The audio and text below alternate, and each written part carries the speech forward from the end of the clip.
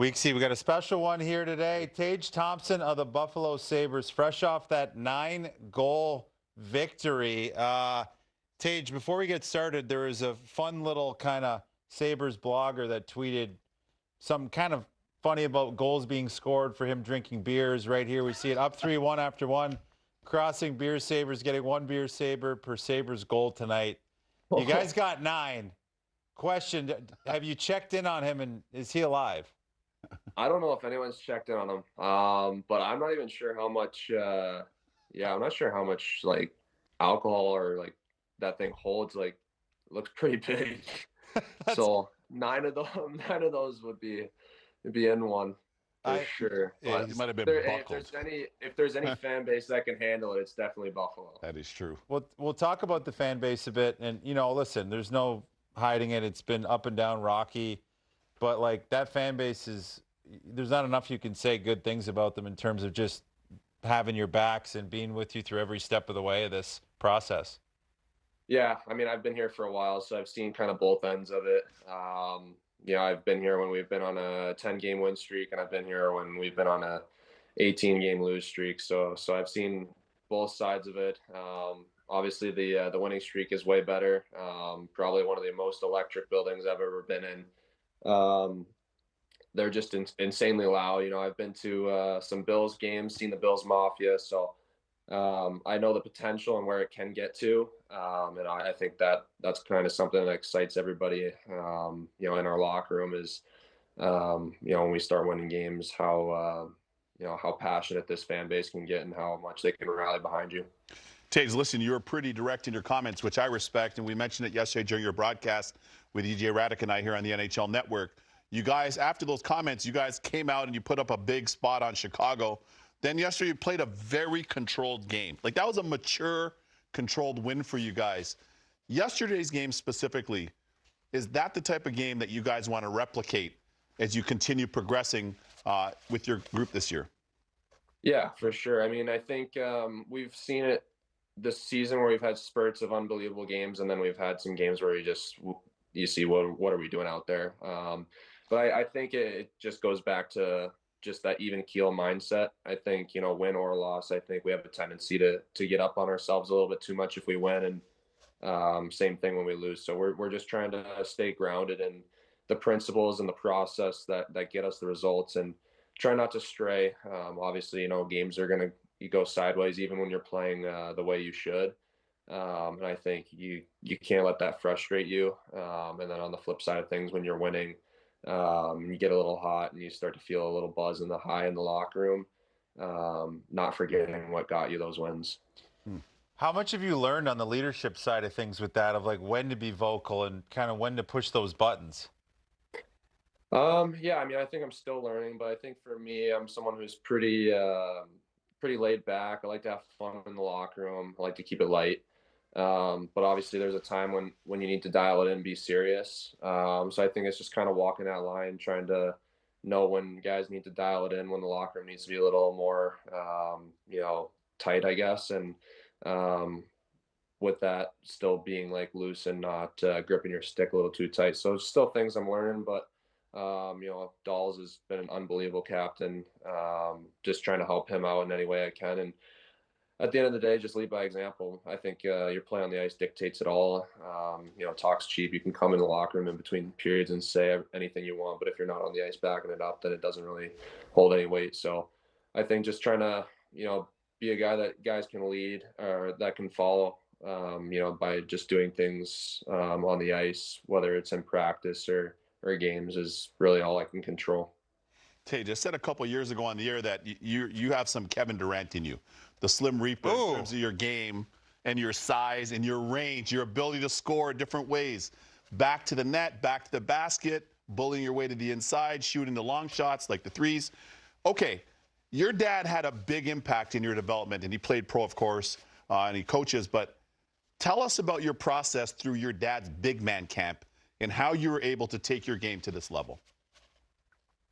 Yeah, I mean, I think my dad obviously played for a long time and coaches now. And I think I've got a definite edge over most people in that aspect, growing up with someone like him who's played the game. He's been through it. He's had his own challenges and adversity that he's worked his way through, and he's been able to instill that on me and my brother, to kind of just help us for when that time comes. And I've obviously faced a lot of adversity in my career, especially early on, whether it's injuries or being in and out of the lineup, trades, whatever it may be. And he's just helped me navigate through that, which I think has been big, because I think something in hockey that doesn't maybe get the attention or the understanding that it deserves is the mental side of the game. Obviously, everyone is physically in shape and good athletes, but I think the ability to combat adversity and try to work your way through things when they're not going ideal for you is something that I think gets overlooked, and something that builds character and makes you not only a better player but a better teammate. So I think that's the biggest thing for me. And then obviously he's got the X's and O's and all that stuff. He'll send me clips and videos, throughout the season if I ask for it. But from an offensive standpoint, it kind of just lets me run free. It's more the defensive side of the game, which is obviously something that I'm trying to get better at. Well, you also overcame adversity with, you'd never hear this. You grew to 6'6". It was a growth spurt. Your mom was quoted saying you were Bambi on ice, but, you had to kind of learn and relearn how to re-coordinate yourself. How was that process? And, for kids that are coming up and having these growth spurts, is there any tricks that maybe your dad helped you with to just kind of get more acclimated to that size growth? Yeah, I think skating was the biggest thing. It was super challenging, honestly. You feel good in your body, you feel comfortable, you start to figure out things that work for you, and then you grow another 4 inches, and then it's just like everything feels weird again. You just can't feel the stick right. You feel like you're tripping over yourself all the time. You feel 4 inches? That's crazy. Yeah, I went into the national program at 6 foot 165, and I left there at the end of the year 6'4", 185. So I gained. Imagine that. I think I gained like 25 pounds and grew 4 inches over the course of the season. So not even a full year. And then that following year at UConn, I grew another inch and a half. Put on another like 15 pounds. So like there was a course of 2 to 3 years where I was like just trying to relearn hockey basically. And I think for me the biggest thing was skating. If you can't skate in this league, you're gonna get weeded out pretty quick. The game's so fast, and then obviously being able to make plays at that speed is the next thing. So I think your hands and your skills got to match the ability of your skating. So those are things that I worked on. But I will say, I think once I kind of developed into my body and put on some muscle mass and got used to my body and my size, I think a lot of the natural skills that I had been working on from a young age had kind of stuck with me, which was nice. But obviously put work into to achieve that as well. So. What other things are you into in terms of sports or any other interests when you're not at the rink, or maybe even sports that you grew up playing outside of hockey? Yeah, I played baseball until my sophomore year of high school. Those were my two sports, was hockey and baseball.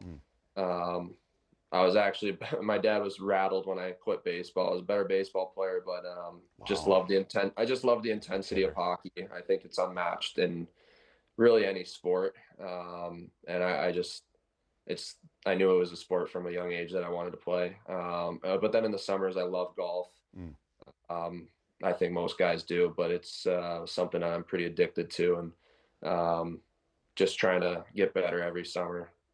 Yeah, well, I'm still waiting for an invite to your course. We're both in Arizona, and we're both around at the same time. So I'll keep my phone on for you. But the invite's always mission and open. hoping right there. That's mission and hoping, bro. Hey, it's always open. There's no way you want to make the drive out there, though. You and all those guys in Scottsdale too stubborn to make the trek out to the blue collar area. I'm a little smaller. I stay away out of the big area. ballers. Attaboy, JD. Talk about Arizona, though. Like, you born there, you moved around a ton. I think you moved like 20 to 30 times. Like, how was that growing up and constantly being on the move? Yeah, I mean, it was second nature to our family. I mean, I don't really know anything different. I loved it, honestly. You get to see new places, meet new people. And the hockey world's so small, you end up running into the same people down the road anyways. So it's cool to have that familiarity when you do, get into the pro hockey lifestyle where you have to pick up and move at will. But Arizona is awesome. I think that's kind of where we've set up shop as home base. My mom and my dad are out there. My brother's got a place out there. the training's been great out there too. As far as workouts and skates, there's a good group of guys. Matthews, Keller, Nyes. There's been a bunch of guys I think that Used played to for be the Demers, Coyotes. yeah. JD out there running the skates. Used to be Demers. They got way better once you left. Well, Tell yeah, them you're because in advisory role you now. guys had a little space because I was just poke checking the fellas. Yeah. And they just No, had a it's little good. space. I mean, like you It's been great out there skates for- out there. for It's a while. undercover, It's a great yeah. spot. It's a great spot. Yeah. And obviously, it's not ideal with the weather being 110 every day, but I don't mind it. You know what you're getting every day. It's going to be sunny, and it makes it easy to plan for golf too. So, How's life changed from that big trade? Of course, you're the key piece in the Ryan O'Reilly trade, and you flourished in Buffalo. You've exceeded all expectations. You've been great. How has life changed from then till now for you and the family? oh, I mean, I think from that point till now has been pretty drastic of a change. Obviously, when I was in St. Louis, I was just trying to find my footing, being a young guy, still kind of trying to figure out my body and find my role in that organization. I think I played 40 games there maybe and got traded after that first season. And I think when you go through the trade like that, it's a lot of emotions. You don't really know what to think, to be honest. And I think, I had a lot of good friends there that I met, and you're excited because, you're a piece of a new opportunity in Buffalo. So there's just a bunch of different emotions going on. But ultimately, I think I was more excited than anything, just an opportunity to establish myself as a bona fide NHL player and just try to work through that. But then I think once, you see the way that the trade turns out, then you start hearing rumblings after, you haven't gotten off to the start you would have liked to. It can be tough to block out a lot of that noise, but that's kind of where I had a good group of people around me, as far as my dad and some other people in the hockey world that could help me walk through that adversity. Tage, family is obviously important for support, and it is, Hockey Fights Cancer Month. And I just want to talk a little bit about your experience with that and your wife, and how has that experience kind of shaped your perspective on the whole month and the awareness being drawn to it? Yeah, it's been crazy. I think, growing up, everyone's got a little bit of attention. Even if they're not impacted directly by Hockey Fights Cancer, they know of it. You do it, in the month of November. And I think obviously once my wife, Rachel, was diagnosed, our life changed completely. I think you're never expecting anyone that that's close to you to get that phone call. And I remember when we got the phone call, I was in Columbus, and it was like I thought someone was playing a prank on me. It was just like you couldn't believe the words that are coming out of the other end of the phone. So I think it gives you a way greater appreciation of what we get to do, going to the rink every day, being able to call this our profession. And I think what's so special about Hockey Fights Cancer is, our team in particular does a lot of work with Roswell, and being able to go there and see the kids and the people that are, battling cancer. I think it just, takes you away from the game for a bit and gives you a perspective on life that we're so grateful, so blessed to be able to do what we do. And there's so many people that have it so much worse than us, even when you have a bad day at the rink or whatever you thought may be a bad day. Awesome. Well said. Powerful stuff. Yeah, well said. Tage, I wanted to, we played this little game at the end of the show or the interview called What Were You Thinking? And we're just going to kind of show some still shots or some videos, and you're going to kind of try to guess what were you thinking in this moment and what was kind of the situation going on. Do you remember this? Yeah. That's the first National League goal. That's one of the best feelings there is. I think I'd gotten called up maybe like 2 games prior to this, and yeah. Well, who stuck you with that number? So I actually got the option. I got 32, 39, or 37, and I came in one morning skate, and I said, I'll take 39 or 37. Came in the next day, and it was 32. So. No! Classic NHL. I hope that wasn't this. that guy, Richie Matthews. I hope that wasn't Richie Matthews that messed you up like that. I mean, that looks a carbon copy of the goals you've been scoring. Just a nice missile. Here's the next one here. Yeah. Do you remember this? Yeah. That's in Columbus, the 5 goal. I don't know which goal that was, but I think that was the night I had 5. Yeah, that was pretty outrageous. That night didn't really feel real, to be honest. It was just like everything was going in. How does it feel when you're on the bench with that? You're just like, I'm the greatest goal scorer alive. Well, I think we were like all talking on the bench, like it didn't feel, it felt like we were playing like a summer game. Yeah. Like we had like 5 power plays, I think, to start the game. It was just like special teams. Like we were just it felt like a practice. We were just practicing our power play, and we were hot that day. So I was on the winning side of it, so it felt good. You got to replicate that pregame. Whatever you did for pregame and everything, you got to just replicate that. But you're scoring at a high rate anyway, so. I mean, that pregame, you don't want to replicate. I think I don't know if I should be saying, I took CCM skates straight out of the box. I think I was on a cold streak before then. No, really? Fresh boots. Straight out of the box. That's what Messi used to do. Right for morning skate. And then I think before the game, I was just eating a box of popcorn in my stall. So amazing. That's awesome. Oh, that's great. Trust me, that doesn't work. Let's transition to try it again. It doesn't work. Hasn't worked, huh? That might not. And listen, for the fiber's already on record. Doesn't matter. Yeah. Doesn't matter. But this certainly worked. Last spring, you guys were able to do something that hasn't been done in over 80 years for USA. Bring home the gold at the World Championships. And I always talk about how much the game has grown here, coast to coast. You guys certainly were the epitome of that. You got the GWG. Tell us about that experience at the Worlds last spring for you and the group. Yeah, that was awesome. I mean, that was the best way you could have, I mean, one of the best ways you could have capped off the season the way it went for me personally. You know, not being in playoffs, and you're just so sick of losing, and you want to go and play for something bigger than yourself. And I think for us, when we got there, it was, you know, I've been in a couple of those before, and a lot of times it can just be a cool opportunity to go experience Europe and, you know, get to play a few extra games, and it's more of a, you know, a party, and which is awesome too. But I think we really wanted to do something special and make this experience meaningful. So we had a great group of guys over there that were really invested in trying to win this thing. And obviously we're fortunate to get the job done, which felt amazing.